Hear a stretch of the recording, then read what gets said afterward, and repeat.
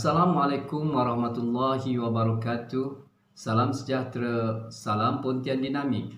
Saya Hasmadi bin Muhammad Sayuti, SIC Plus Bahasa Pejabat Pendidikan Daerah Pontian, mengucapkan terima kasih atas ruang dan peluang yang diberikan kepada saya untuk mengambil bahagian dalam program Bicara Buku Anjuran PPD Pontian.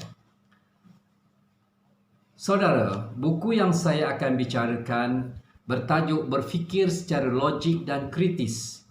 Buku ini dikarang oleh Puan Ainun Muhammad dan Profesor Abdullah bin Hassan. Mereka merupakan pakar dalam bidang berfikir. Puan Ainun pernah bertugas sebagai Ketua Unit Penyelidikan Dewan Bahasa dan Pustaka. Abdullah bin Hassan pula adalah seorang Profesor Bahasa Melayu dan Komunikasi Universiti Pendidikan Sultan Idris. Sudah tentu buah tangan mereka adalah pancaran pemikiran dan pengalaman yang cukup lama dan matang. Pembaca yang menghadam pemikiran mereka akan mendapat satu keyakinan baharu dalam melalui cabaran hidup ini.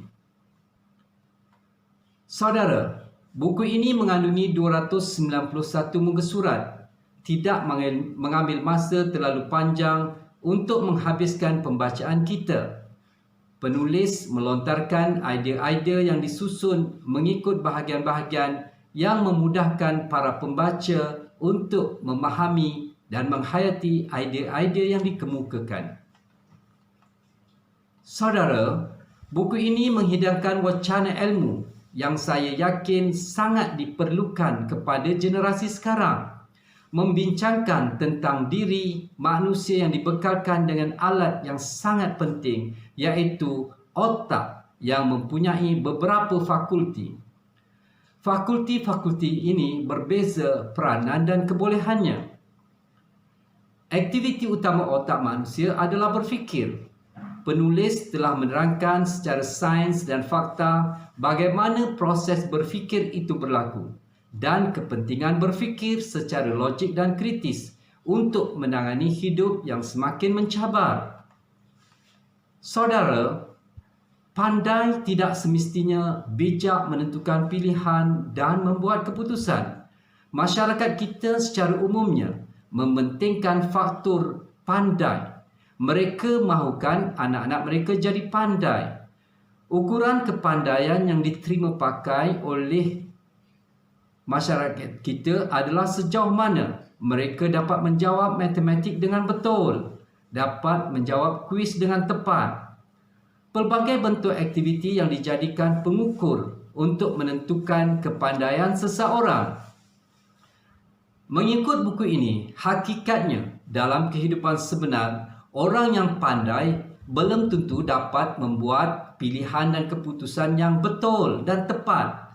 Banyak orang yang tergolong pandai tidak berjaya dalam bidang kehidupannya. Sebagai contoh, banyak orang pandai yang gagal dalam kerjaya. Saudara, contoh lain, dalam zaman VUCA ini, kita telah difahamkan tentang ketidakstabilan, ketidaktentuan, ketidaktepatan dan ketidakjelasan.